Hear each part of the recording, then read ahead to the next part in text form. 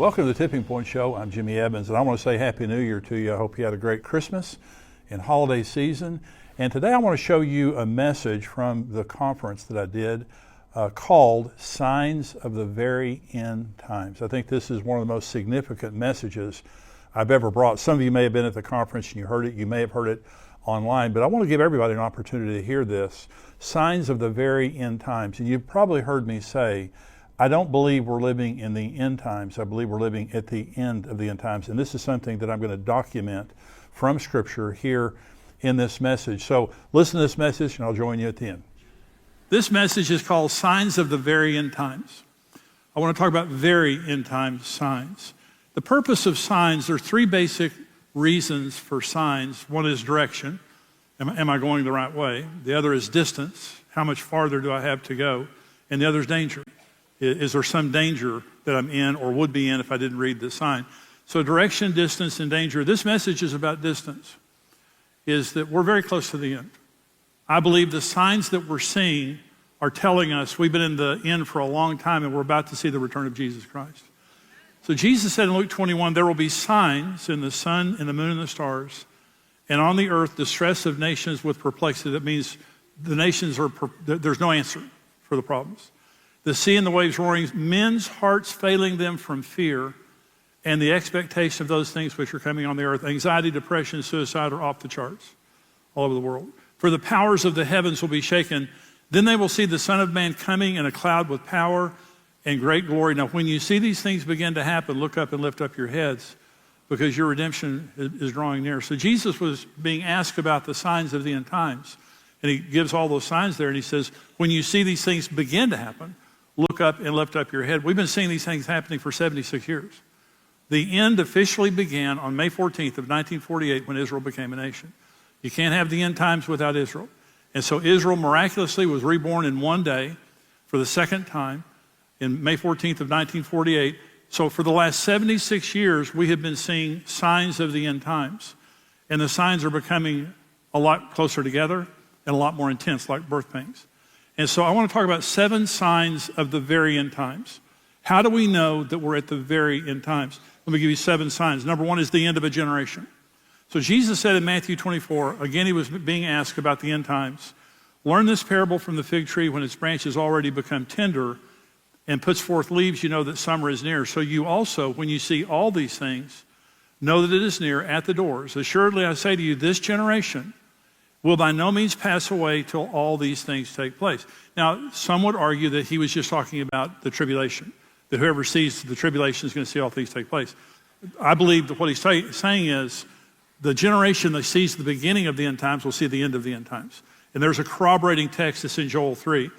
It says, beginning in Joel 2, the sun shall be turned into darkness and the moon into blood before the coming of the great and awesome day of the Lord. Now, we didn't know what that meant 10 years ago until Mark Biltz discovered the blood moons. And Mark Biltz is an astronomy buff, and he was studying NASA's charts on lunar and solar eclipses. You know, I've never been bored enough to do that. And I've just got to say, you've got to be smart or bored to be able to do that. So he studied NASA's charts of all the eclipses and found out that in 1493 and 4, there were 4 lunar eclipses, blood moons, on Jewish holy days. In 1492 is when the Jews were expelled from Spain. Columbus was a Jew. He came to America to find a place for the Jews. And so in 1949 and 50, there were 4 blood moons. There's also eclipses, solar eclipses in here. 4 more blood moons on Jewish holy days. Of course, Israel became a nation in 1948, set up their government in 1949, 1950.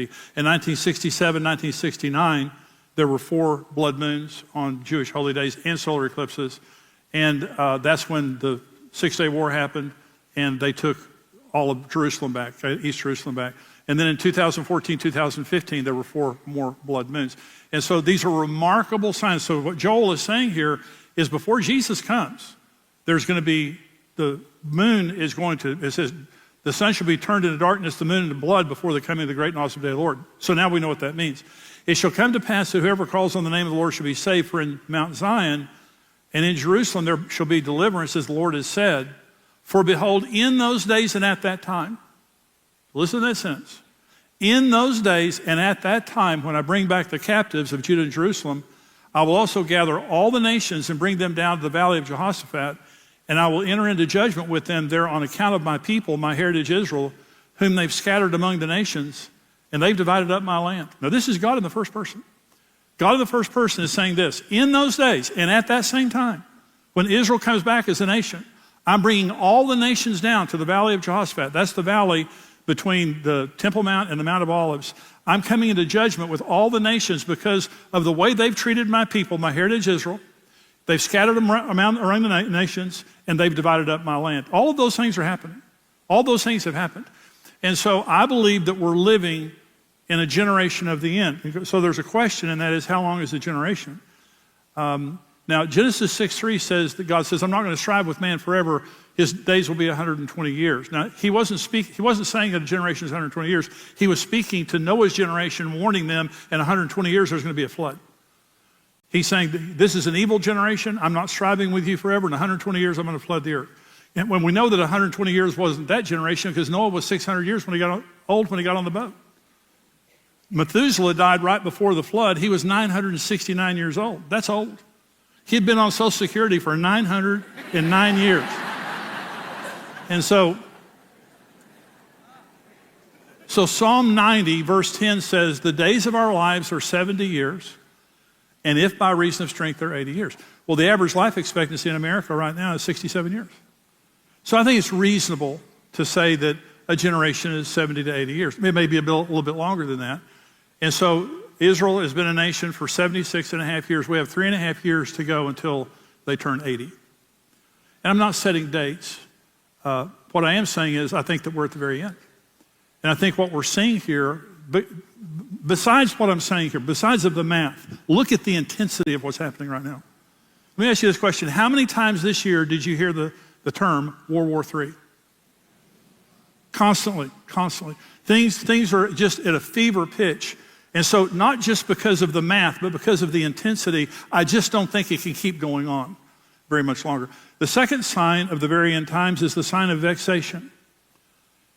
2 Peter 2, for if God spared not the angels that sinned, but cast them down to hell and delivered them into chains of darkness to be reserved unto judgment, and spared not the old world, but saved Noah, the eighth person, a preacher of righteousness, bringing in the flood upon the world of the ungodly, and turning the cities of Sodom and Gomorrah into ashes, condemned them with an overthrow, making them an example to those who would live after them ungodly, and delivered just Lot, vexed with the filthy conversation of the wicked, for that righteous man dwelling among them and seeing and hearing, vexed his righteous soul from day to day with their unlawful deeds. It says his soul was vexed. The word vexed there means to subject to severe distress, torture, harass. It just means your heart is breaking when you see the things happening around you.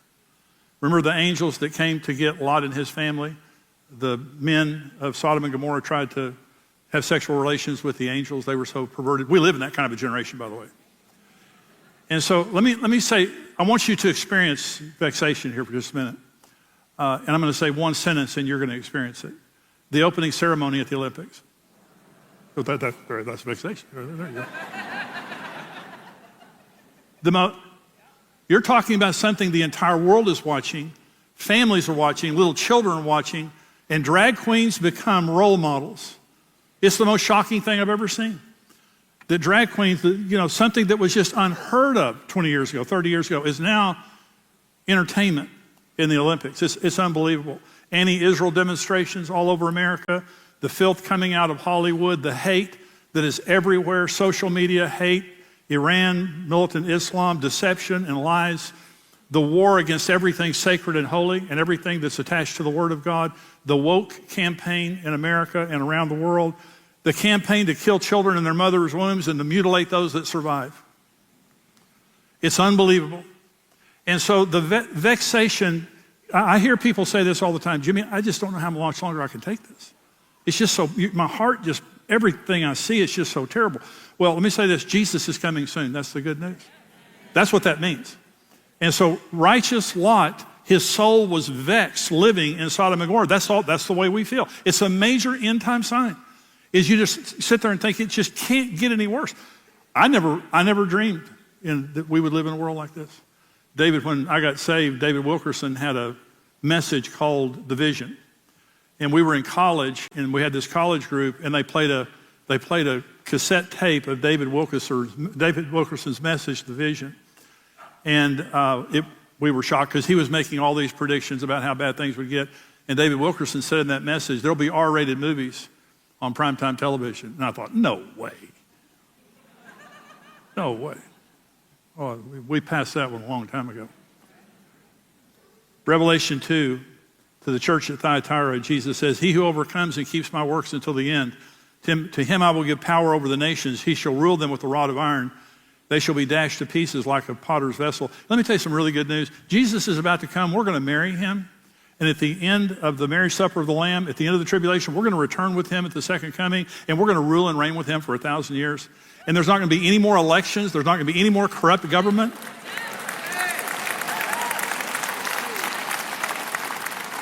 We are going to be ruling and reigning with him with the rod of iron. We're not going to take any lip from people. We will be the co-regents of the earth with Jesus Christ, and there will be righteousness for 1,000 years on this earth. That makes you feel good, doesn't it? And so the vexation that we feel right now, they're going to be feeling later on, not us. Here's the third very end time sign. It's the possible 10th red heifer and the preparation for the third temple. Numbers 19, 1 and 2 said, the Lord spoke to Moses and Aaron, saying, this is the ordinance of the law, which the Lord has commanded, saying, speak to the children of Israel that they may bring you a red heifer without blemish, in which there is no defect and on which a yoke has never come. Then Numbers 19:9, then a man who is clean shall gather up the ashes of the heifer and store them outside the camp in a clean place, and they shall be kept for the congregation of the children of Israel, for the water of purification is for purifying from sin. So they have to have the ashes of a red heifer, of a perfect red heifer, to be able to cleanse the Temple Mount, the priests, and get ready for a temple. And there has to be a rebuilt temple.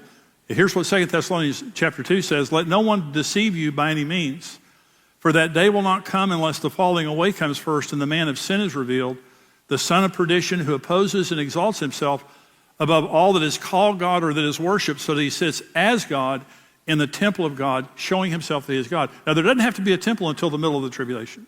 Okay, and so the Jews are ready to rebuild the temple in Israel right now. The Temple Institute, I was in the Temple Institute 2 years ago, took a tour of the Temple Institute. They have all the priests trained from the bloodline of Aaron. They have all the priests trained, ready for the temple. They have all the priestly garments, musical instruments, instruments for sacrifice and worship in the new temple. When we went into the Temple Institute, they said, all of the things you see here, these are not replicas, these are all kosher. These are the actual garments and musical instruments and everything that will be used in the new temple.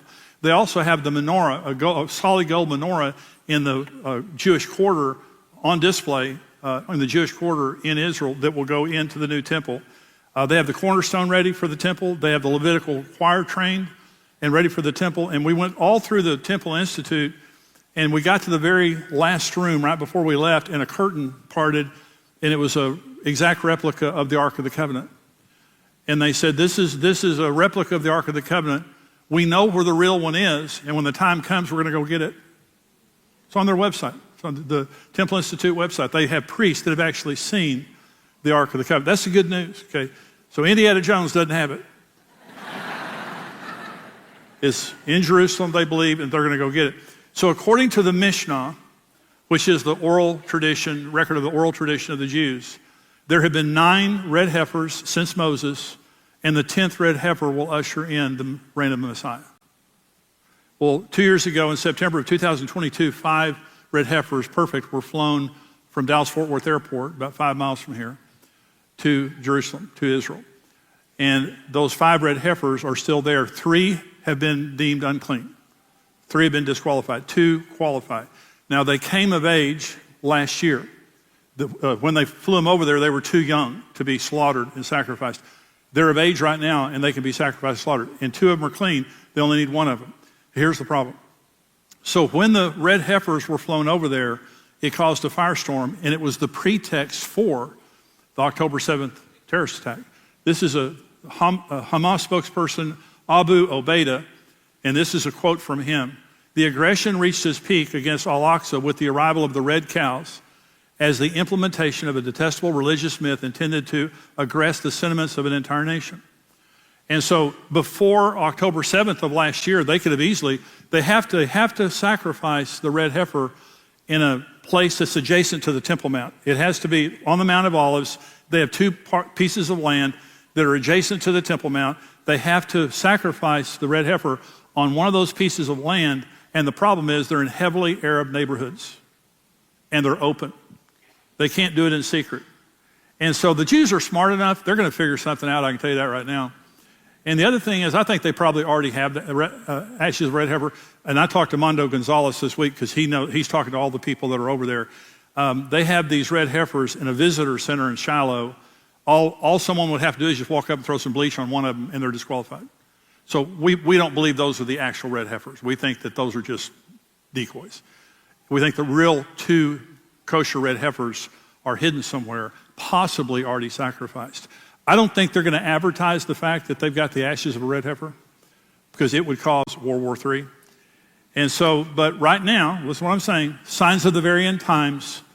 We're waiting for the 10th red heifer. They have to have one. We have 2 kosher red heifers over in Israel right now. They're ready to be sacrificed. They have every single thing necessary to sacrifice them. They're just waiting for a time when it won't cause World War III. Let me say one more thing. When the 2 witnesses show up, they're bulletproof. They can't be killed. If anyone tries to kill them, they're killed in like manner. They call down fire from heaven, all that kind of stuff. When the 2 witnesses show up, they'll say, boys, go get those red heifers and sacrifice them. No one's going to bother you. They'll be able to protect the temple builders and everything. Here's number 4, sign of the very end times. Technological explosion in AI. Daniel 12:4, but you, Daniel, shut up the words and seal the book until the time of the end. Many shall run to and fro, and knowledge shall increase. So Daniel is an extremely prophetic book, and the angel was saying to Daniel, Daniel, this book won't be understood until the very end times, and you'll know you're in the very end times because knowledge will increase and travel will increase. Well, of course, that's what we've seen. So let me talk about why technology is important for the end times. In 1948, the end could not have come because the technology didn't exist for it to come. Let me give you some examples here. Revelation 11, when they have finished their testimony, they're talking about the 2 witnesses, the beast that comes up from the abyss will wage war against them and conquer them and kill them. Their corpses will lie in the main street of the great city, which has the symbolic name Sodom and Egypt, where indeed their Lord was crucified.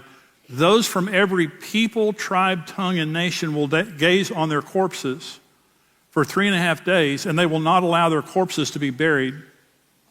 The inhabitants of the earth will gloat over them and be glad and exchange gifts because these 2 prophets tormented the inhabitants of the earth. Wait a minute now. So this is written 1900 years ago. And John is saying here that when the 2 witnesses are killed, this is a 3.5-day event. A 3.5-day event. When the 2 witnesses are killed, the entire earth watches it. Well, that couldn't happen in 1948. That couldn't happen in the year 2000. Couldn't happen in the year 2010. You say, well, we have satellite TV. No. So right now, 6.92 billion people have smartphones. Not telephones, smartphones. For the first time in human history, every human, by the way, 6.92 billion, there are 8 billion people in the world. If you take away the babies and little kids, everybody's got a smartphone. So for the first time in world history, the 2 witnesses are killed, and everyone on earth says, I hate those guys. I'm so glad they're dead. And they start sending gifts to each other when they die. That's how you know you're not liked. When people start sending gifts when you die. So, a preacher in the 1920s said, Jesus can't come until Israel existed as a nation and everyone in the world can see the same thing at the same time. And they thought he was a nut. Can I tell you a little secret? Israel exists and everyone in the world can see the same thing at the same time. And Revelation 11, 1900 years ago, told us the entire world was going to have to see the same thing at the same time. And now we have the technology. Revelation 13, the Antichrist has centralized control over the world's economies. Again, this is the middle of the tribulation. You won't be able to buy or sell unless you take the mark of the beast. In other words, there's centralized control, and it's going to be a cashless society. And so this could never have happened 20 years ago, 30 years ago. There was too much cash, and there was not the electronic capability for one person to essentially control all the economies of the world. This is Capital One shopping research. An estimated 69% of Americans use cash for few, if any, purchases over the last 12 months. So 69% of people basically are cashless. In a year, the share of cashless American consumers grows by 13.1%. So every year, 13% of people don't use cash anymore. 63.9% of Americans expect a cashless future. Globally, point-of-sale transactions are 85% cashless in 2024. Trends indicate that 90% of point-of-sale transactions will be cashless by 2028. And so we're moving very quickly toward a cashless society. Again, this doesn't have to be present until the middle of the tribulation. And so right now, we are looking at a cashless world, becoming cashless very soon, and we have right now the capacity for central control of the economy. And AI is making that advance very rapidly. Here's another technological issue. The Antichrist will have supernatural power to deceive the world. 2 Thessalonians 2. The coming of the lawless one, that's the Antichrist, is according to the working of Satan with all power, signs, and lying wonders, and with all unrighteous deception among those who perish, because they did not receive the love of the truth that they might be saved. AI is supernatural. The Antichrist is not omniscient, omnipotent, or omnipresent. He has to have technology. When it says here, he comes with all power, signs, and lying wonders, that means supernatural power. The way that the Antichrist is going to deceive the world is going to be supernatural. AI thinks 100,000 times faster than we do. AI was the most significant invention in human history because we're no longer the smartest entity on the earth. AI is. And the number one concern of everyone who invented AI was mass deception. It has the capacity to deceive the world like we've never seen before. And we can pass all the laws we want to here in America. They won't in China, they won't in Russia, they won't in Iran, they won't in North Korea. They will use AI against us all that they can. And the Antichrist will be the ultimate deceiver. So what I'm saying is the technology simply didn't exist in the year 2000 for the end to come. Year 2010, smartphones came out in 2007. But now we have supercomputers, advanced supercomputers with AI. We have smartphones. Everybody has a smartphone. The technology exists right now for the end to happen and the tribulation to happen. Here's number 5, sign of the very end times, the unfolding Gog and Magog war of Ezekiel 38:39. And Mark Hitchcock on his show last week did a great job talking about how Iran, Russia, and Turkey are coalescing. They're coming very close relationally. In 1948, Russia was one of the first countries to recognize Israel as a nation. Russia had in 1948, there was no Gog-Magog coalition. Russia was very friendly toward them, really until 2022, the Ukrainian war. Turkey established diplomatic relations with Israel in 1949 and had very close relations with them until about the year 2000. When Erdogan became president, their relationship began to deteriorate. Iran was and by the way, Turkey was the first Muslim nation to recognize Israel. Iran was the second Muslim nation to recognize Israel. And they had an extremely close relationship with Israel until 1979 when the Shah of Iran was deposed and Ayatollah Khomeini became the supreme leader. And so today, here's the difference between then and today. In 2022, when Russia invaded Ukraine, Israel took Ukrainian side and their relationship deteriorated with Russia. Then in October 7th of last year, again, Russia sides with Iran. They side with them and their proxies. And so there was another deterioration in their relationship with Israel. Here's the biggest issue. So Ezekiel 38 is talking about the Gog and Magog war, Russia, Iran, and Turkey, and some North African nations. And it says something really crazy. It says that they're invading Israel for booty and plunder. Okay. And what? I mean, forever, people would say, you're coming to Israel for, it's a really tiny little place. They've got some vegetables and stuff. The Dead Sea might be a good thing for you if you want to steal it. They have mass gas deposits off the Mediterranean coast.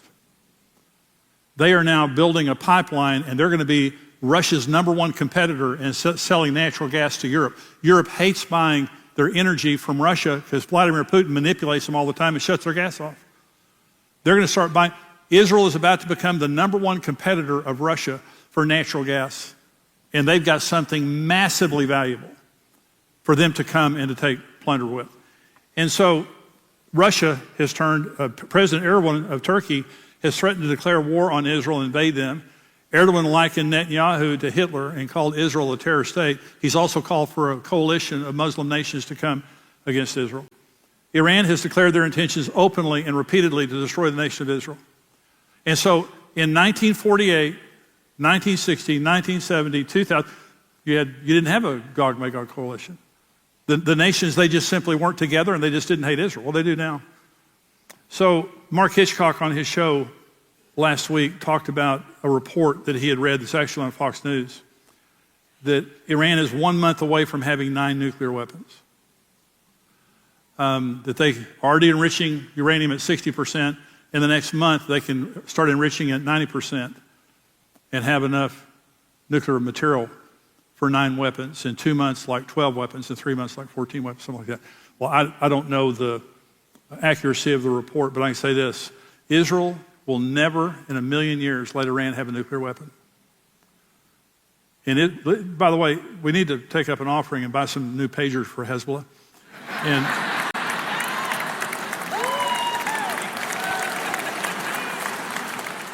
when you see all these things begin to happen, look up and lift up your head.